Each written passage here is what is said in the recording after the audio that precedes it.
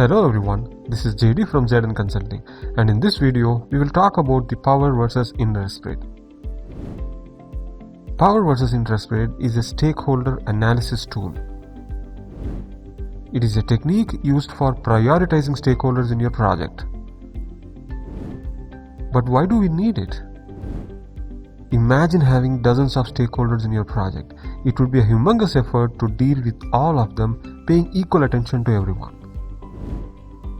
Wouldn't it be great if we can prioritize the list of stakeholders so that you know who needs closer engagement and who needs lesser engagement?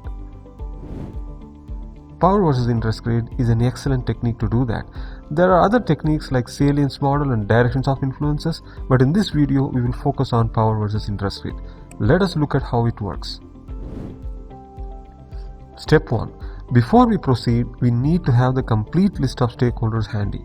Let's say we have these 10 stakeholders in our project: Ramesh, John, Mark, Anita, Narendra, Peter, Uday, Jennifer, Shiva and Nicholas. Step 2. You need to get ready a two-dimensional graph. You can do it on a plain whiteboard or use a software like Microsoft Excel. The x-axis of the graph represents the level of interest a stakeholder has on the project.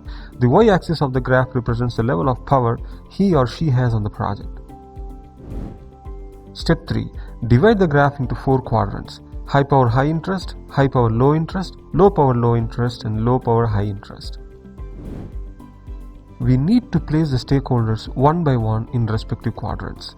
Ramesh may be a stakeholder with high power and high interest on the project. By power, we mean he might have good authority on the project like a project sponsor. Anita may be a stakeholder with low power high interest, and like so, you fill the rest of the graph. Now that you have classified the stakeholders, the next step is to engage them appropriately. Best practice suggests these engagements. Manage closely your high power and high interest stakeholders. Keep satisfied your high power and low interest stakeholders. Monitor your low power and low interest stakeholders, and keep informed your low power and high interest stakeholders. And that is all. This should keep your stakeholders well attended and happy. Power versus interest rate is the simplest of all stakeholder analysis tools. Thanks for your time and see you in another video. If you liked our video, please like, share and subscribe for more such content. If you are interested in our certification prep courses, you can click the link in the description. Thank you.